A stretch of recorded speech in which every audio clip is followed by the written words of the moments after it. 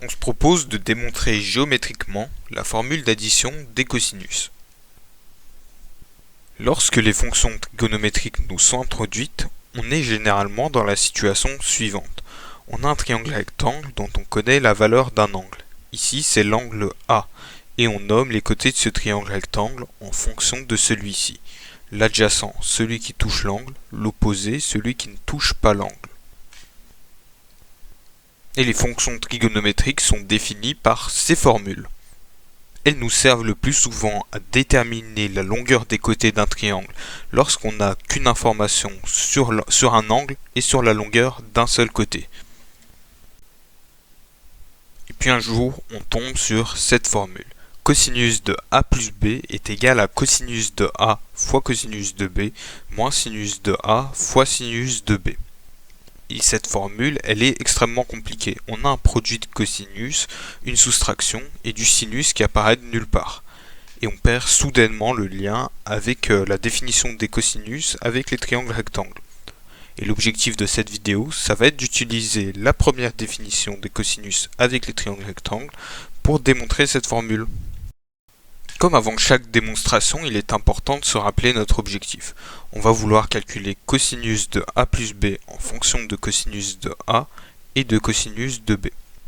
Calculer cosinus de A plus B, ça va revenir à faire apparaître un triangle rectangle d'angle A plus B et de calculer son côté adjacent et son hypoténuse.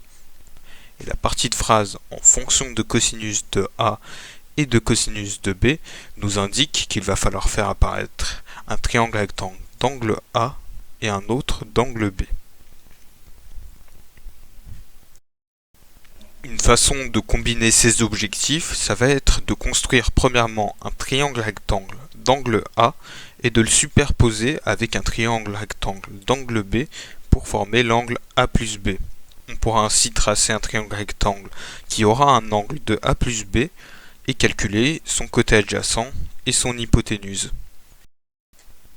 Commençons notre démonstration. On va premièrement tracer le triangle rectangle d'angle A. Triangle ABC.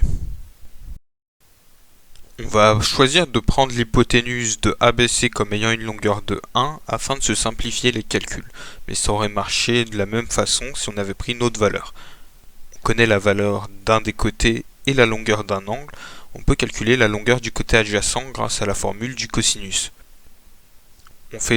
On procède de la même façon pour trouver la longueur du côté opposé et on trouve sinus de A. On trace maintenant notre triangle rectangle d'angle B, ce sera le triangle CDB. On a formé l'angle A plus B, on peut maintenant tracer un triangle rectangle d'angle A plus B, ce sera notre triangle DEB. Je colorie maintenant en rouge les côtés importants de notre démonstration, le côté EB, le côté adjacent de DEB, et le côté BD, l'hypoténuse de DEB. Calculer cosinus de A plus B, c'est calculer le rapport entre EB et ED, le côté adjacent et l'hypoténuse. Pour calculer le côté DB, on peut remarquer que c'est l'hypoténuse de notre triangle CDB, dont on connaît la valeur d'un angle et la longueur d'un côté. On va utiliser la formule du cosinus pour trouver la longueur de DB. Et on trouve que le côté DB a une longueur de 1 sur cosinus de B. Tant qu'on y est, on va pouvoir calculer la longueur du côté opposé à l'angle B, la longueur de CD. Pour cela, on va utiliser la formule de la tangente. En la manipulant un peu, on trouve que CD a une longueur de tangente de B. Il nous reste maintenant à calculer la longueur EB. Déjà, on peut remarquer que la longueur EB, c'est la longueur AB auquel on a retiré la longueur AE, ce qui nous donne cosinus de A moins AE.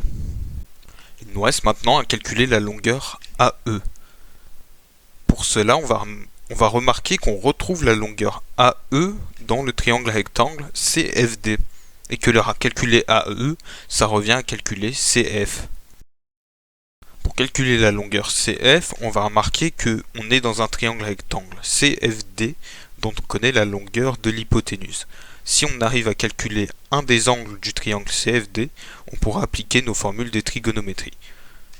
Pour calculer un angle de CFD, on utilise déjà la propriété de la somme des angles dans un triangle pour prouver que cet angle vaut 90 moins A. On utilise maintenant la propriété des angles opposés qui nous dit que cet angle-là est égal à 90 moins A. On réutilise la propriété de la somme des angles dans un triangle rectangle pour trouver la valeur de cet angle. Il est égal à 180 moins 90 moins A moins 90, c'est-à-dire égal à A. On réutilise ces propriétés pour retrouver l'angle A ici. On peut maintenant appliquer nos formules de trigonométrie pour calculer CF. On utilise cette fois le sinus pour trouver que la longueur CF est égale à tangente de B fois sinus de A. On se rappelle maintenant que EB c'était AB moins CF, c'était donc cosinus de A moins tangente de B fois sinus de A. On a maintenant nos deux valeurs importantes pour calculer le cosinus de A plus B, on peut remplacer dans la formule.